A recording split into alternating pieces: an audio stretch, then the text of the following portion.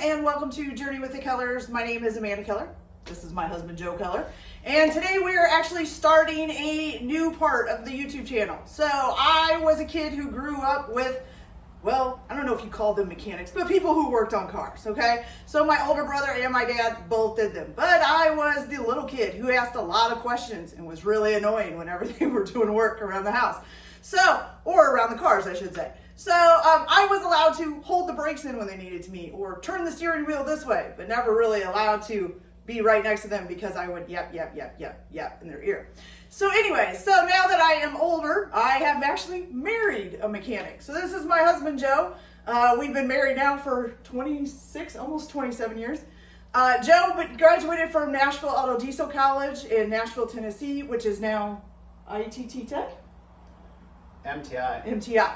Okay, so he actually has been working on cars since he was yay high. His dad even had a pit in the garage that you could drive your car over and go underneath of it and change the oil without having to lift it up.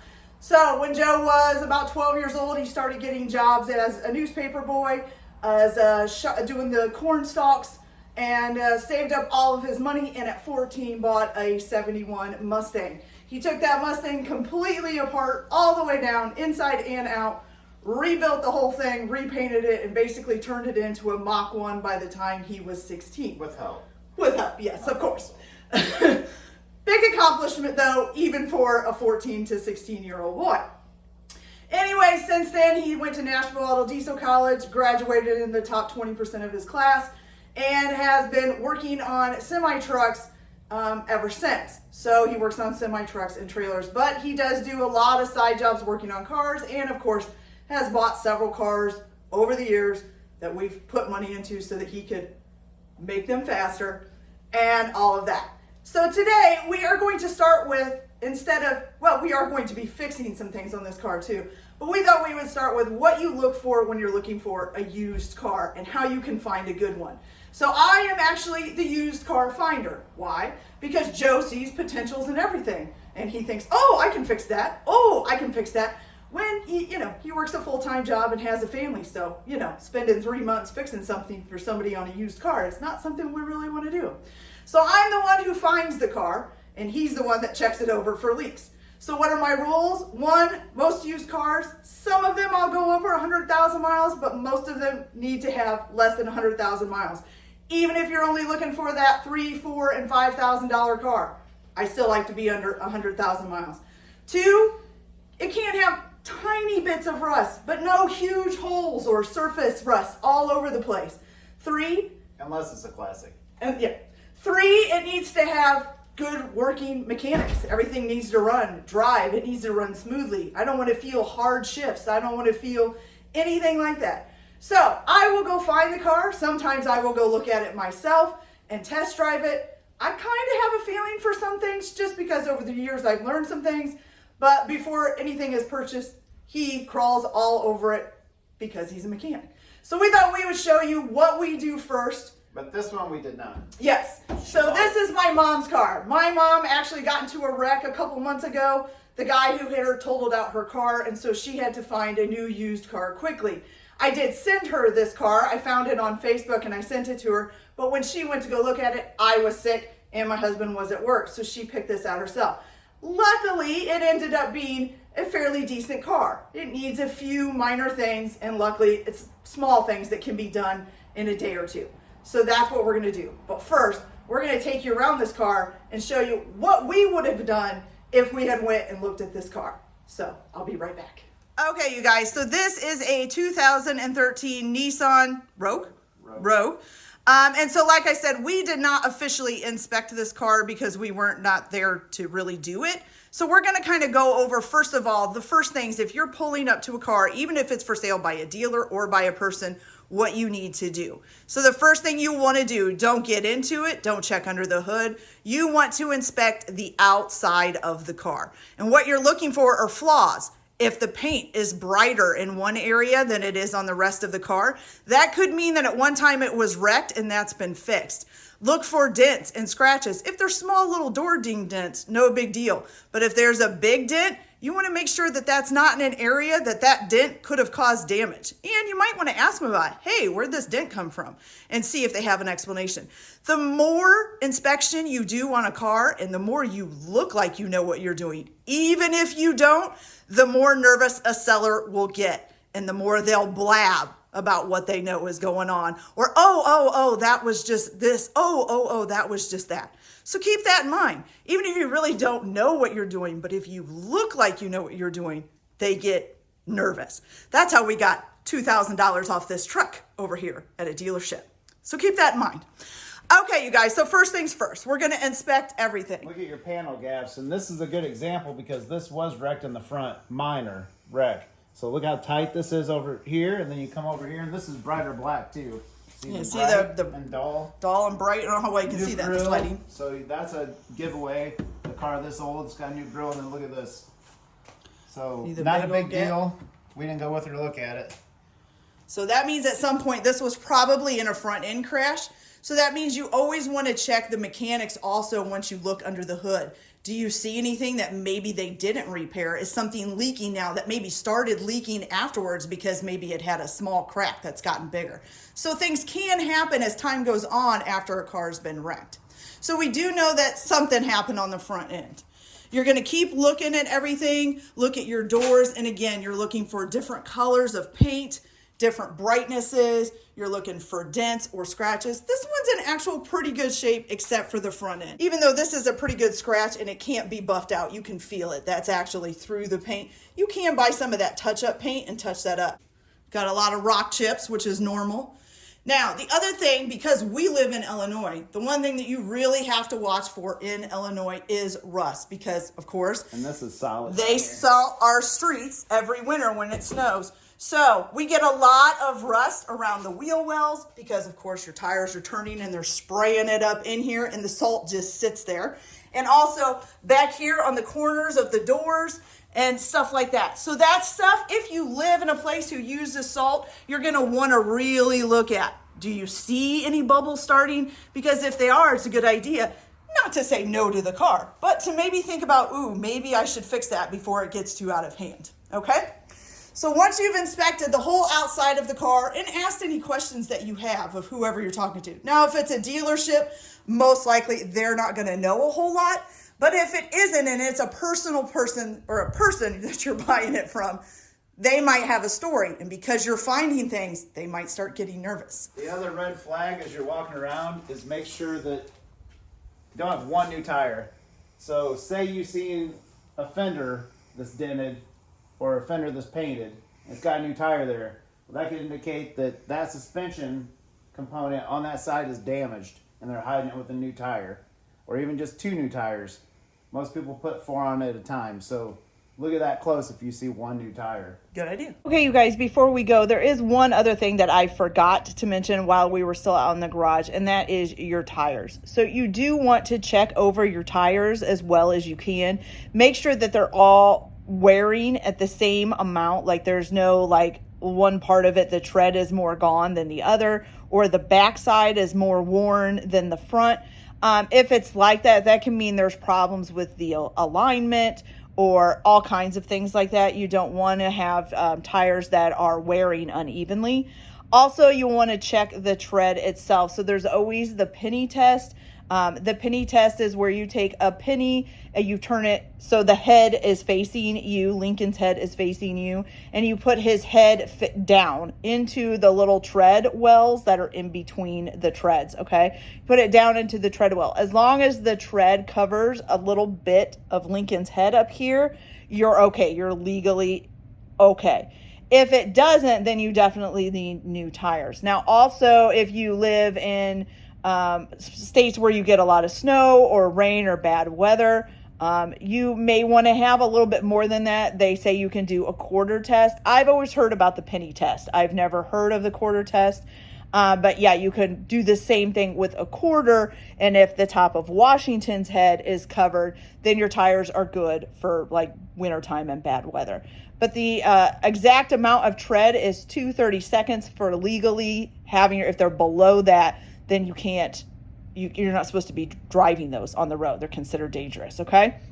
So check your tires as well and make sure that everything is good with them, okay? Even if they say, oh, it's new tires, just because it's new tires doesn't mean that the old tires weren't wearing weird and that they didn't need an alignment. So if they put tires on a couple months ago, that wear may be showing up. So make sure you inspect them really good, okay? All right. Okay, so the next thing that you're going to do after you've inspected the entire outside of the car is you're not going to want to start it until you've looked under the hood. So we're going to go ahead and pop the hood here. If you don't know where your hood pop is, which a lot of people don't, that's perfectly fine. You can usually find it under here. It's underneath your steering wheel. See this little car sign? I don't know how well you can see it. This one's not lit up, but it's a car sign with a little hood, okay? You're just going to pull that open. Now, under the hood, there's almost always a lever as well that you have to find and either push up, push out, do whatever. So that's what my husband is reaching for here. And he's going to click that open and pull the hood up, okay? Don't forget to look for your hood prop to prop your hood up on. You don't want to be holding it up with your hand while you're inspecting it. Once you get under here, you probably do want to take with you like a pair of gloves if you don't like getting oil on your hands, some kind of gloves, and some paper towel, because you know what? You need to check your fluids. So the oil needs to be checked while the car is cold. Now, I think she just got her oil changed, right? Yeah. So let's pull the dipstick out, honey, and let's show them as much as we can what oil should look like, okay? So here's the dipstick here. You're gonna look at where the oil is at and make sure that it is within the range that the dipstick says. Also, your oil should be basically, as you can see, a light brown color. It should not be dark brown, and you should not see what silver flecks or anything in it. You're gonna look for silver chocolate flecks. milk. That's a huge red flag. Yeah, chocolate milk usually means there's antifreeze in the oil. Flex means there's metal, which means something is grinding away in there that shouldn't be, okay? So that's the first thing, and you need to check your oil while the car is cold, not after it's been running. The second thing that you're gonna do is look for leaks. So right now this is up on ramps, which is making me really short. My husband can still see it, but you wanna look everywhere. So you're gonna wanna look at every hose, like these here. Is there anything seeping or leaking out of the edges or where it connects to the engine? You're gonna look all over the engine. If you see any kind of liquid, even if you don't know what it is because you don't know, you're gonna mark that in your mind. And this one has one. I don't know if you can Let's see if we can see it here. So the oil supply housing is leaking, just barely. Can't really see it down there. Right there, you can see it. Okay. All right, so if you guys can see that little leak. So that's something that right now we're not gonna have to worry too much about, but you have to keep an eye on it because if it starts leaking more, it will need fixed, okay? So you can see that little bit of oil down in there, I think. Okay, so you're gonna make sure you inspect the entire engine. If you see something and it looks like it's leaking, and it's somebody who you're buying it from, say, hey, is this leaking? A lot of times you'll get an answer, oh, I just filled that up and I spilled a little bit. Could have happened, very true. Not saying that they're lying, but they could be lying. So the one thing you want to do is think, okay, I'm going to keep that in my head. And after I drive this thing, I'm going to come back and look at it when the engine's hot and see if I see anything seeping out. Because if you do, it's definitely a leak. It's not that they spilled something on it, okay? So make sure you shine, almost everybody has a flashlight on their phone. Shine it down in there, look around. I don't care if you don't know what parts you're looking for, you can tell if something's leaking, okay? You can see it usually. And even if it's not leaking at the time, you usually will still see wetness or something left over from when it was, okay? So always ask questions about those things. Like I said, the more you inspect, the more nervous they get, okay? So the other thing that you want to be aware of too is if the engine looks like it's really, really clean, like maybe they steam cleaned it off or something. I know a lot of times, like especially if you're buying a used car from a dealership, sometimes they will do that. And to me, that's kind of an indicator that there was a reason why they cleaned the engine. Why bother with it? It's an engine. It's supposed to be dirty. So it's kind of a red flag to me if they've steamed it, especially if it's somebody that you're just buying it from. It's not a dealership or anything, and they've taken the time to have the engine cleaned. So that way I would be inspecting very, very closely for those leaks. All right, so after you've totally inspected the engine, you've looked at the oil, and the oil looks fairly good. Okay, you guys, so I forgot, we talked about the oil, but we didn't really talk about the other fluids. So the transmission fluid on this particular car, you can't really check because it's like supposed to be like a dealership thing. You know, it's a transmission that's warranted to like 100,000 miles or something. So nobody's really supposed to touch it except for the dealership. So they actually don't always make the cars now where you can check the transmission fluid. If you do have one that you can find a transmission fluid dipstick, which usually they're another color. I think are they orange or red, something like that. Then you would check that after you drive it. So you're supposed to check transmission fluid when it is warm. Now you can look for like the antifreeze overflow. There's always like a little like jug somewhere in the car that has the antifreeze overflow, but it shouldn't just have overflow. That jug should have some antifreeze in it. So find that jug. They're in different places on different cars. And find that jug and make sure that it is at the cold line. So there should be a cold and a hot line where the antifreeze should be when the car is cold and when the car is hot. So check and make sure that the antifreeze is there. If it's not, then it's probably low on antifreeze, which can be bad. The other thing that you're going to want to check also is the battery as well. So though you probably don't have a battery tester and can't test it to make sure it's okay, you can look to where the battery is hooked up. Make sure it's not corroded, like a greenish color and covered in all of this stuff. Also, if you can find it, most batteries have a label on them and you can read them. They should have a date of installment. So you should always know that if a battery is getting, I think it's over 4 years of age, it's getting to the point where it's going to need replaced, especially in places where, you know, it gets really cold and stuff in the wintertime. So try to look for that sticker on the battery. It's usually easy to see. It's usually either right on the top or on the side that is facing out so you can read it, and look for the date that it was installed. Okay. So sorry, I forgot to do all this stuff. You know, while you're doing the video, you forget things. So I want to make sure I get everything in here.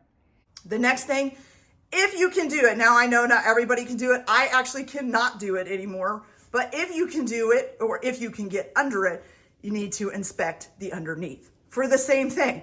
Any oil leaks, and not just under the engine. You have a transmission that's usually about midway down the car. You have stuff around the tires that have seals on them. You have ball joints. You have all kinds of things all the way back to the rear end of the car. So if you can get under it and inspect it really good with a flashlight, you might even find maybe the rear end is leaking, which can be a really bad thing. Or maybe the front whole suspension thing is leaking, which can also be a really bad thing, okay? So, and of course, in the state of Illinois, you will have your frame, which could be rusted straight through and you not even see it. They could have taken really good care of the outside of the car, but the underneath was never touched, and now you've got holes in your frame or maybe even a crack. So try to inspect it as much as you can. You're definitely going to see some surface rust on the underneath, as long as it is surface rust. You don't want it to be eating through the actual metal or even to be holes in any of the metal, okay? So after you've done all of this, the next thing is to start it up. And so we're gonna go inside the car, and I'm gonna have my husband go inside for you. And what you're gonna do once you start it is before you move, you wanna check everything out. You wanna check your windshield wipers, your headlights, your taillights, your turn signals, the heating and air conditioning. Even hold it in place with the brake and shift back and forth between reverse and drive. Does it seem to shift okay? You pretty much know what a car feels like. If it's clunking, something's not right. So if you're by yourself and you need to check something like the brake lights, ask them to go step on the brake for you so that you can do it. So as you can see, Joe's kind of going through the motions, checking everything out, making sure everything feels good. Now he has driven this car, so he knows most of it is okay. We're just basically doing a few minor things that are maintenance for this car right now. And remember, this thing was hitting the front. So this would be a good time to, when you start it, make sure the airbag light's not on, because I could tell you that it's just a cover and there's no airbag in here. Okay. Make sure you got an airbag. Good idea. Good idea. Okay, so once you've done all that, of course, it's going to be time to drive it. Now, I know everybody thinks, oh, I'm just going to take it on a leisurely drive and then come back.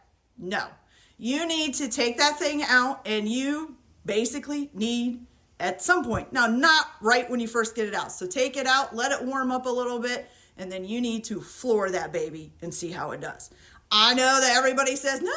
Yes, you do. The reason why is because, for one thing, if it's a car, even specifically if it's a high performance car and it's never been driven a little bit rough, well, you could run into problems with the high performance part of the car.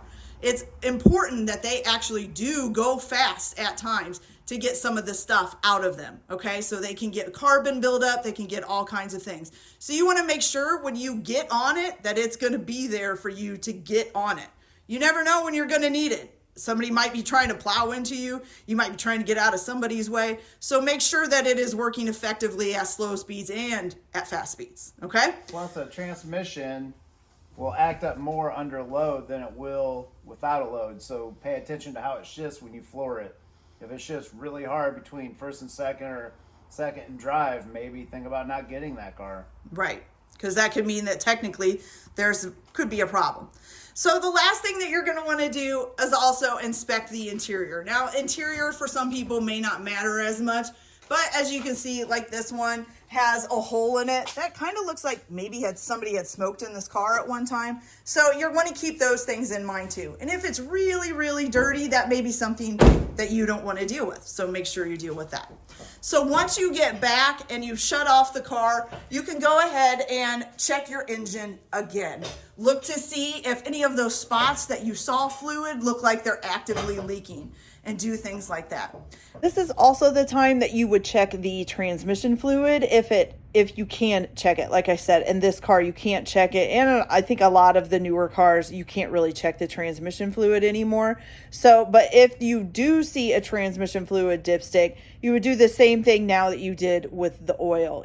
You would take it out. You're supposed to wipe it off the first time, so you take it out, wipe it off with a paper towel, stick it back in, bring it out, and then read it. There's a line on the end of the dipstick that tells you where it should be at when it's hot and where it should be at when it's cold, although you don't usually check a transmission when it's cold. So check and make sure that it is at the point that it's supposed to be at when it's hot. Also make sure that it's a good color. Transmission fluid is like a reddish color usually. So you want to make sure that it is, looking good. It shouldn't look like charcoal black or something like that. That's a really bad sign. So just check your transmission fluid if you can. If you can't, there's not much you can do about it. All you can do is hope for the best. You just have to pay attention to how it's shifting and things like that as you're driving it. Now, if you're a mechanic like my husband, you could go into it and do a lot more. He'll sometimes go around and pull on the tires and shake on them. If you're not a mechanic, I don't really recommend that just because you don't know what you're doing. I'll have you turn the wheel and wash the joints. Right, exactly. So, but these are some of the things that you can do yourself. Check it over real good. Make sure that it's mechanically sound. If you do see some small leak and the person that you're buying it from doesn't have the information for you, maybe find somebody you know just to ask the question before you purchase the car. Just because it's a small leak does not mean it's not a major issue, okay? So that's it for this video, you guys. I hope you kind of have a little bit of a better feeling of how to look for a used car and things that you can do yourself. Excuse my husband, he has a drumming thing. Things that you can do for yourself in order to get a decent used car. So that's it for this video, you guys. I hope you liked it. We will be coming back and doing some repair videos. We have this new Explorer Sport Track that we just bought that's actually for my daughter who's going to be getting her driver's license pretty soon. But we got it discounted because, of course, my husband found all kinds of problems with it. So now he's going to go and fix those. Luckily, it's problems that he can fix fairly easily. So that always works. All right, you guys. So we'll be back next time, and we'll see you later. Say bye, Joe. Bye.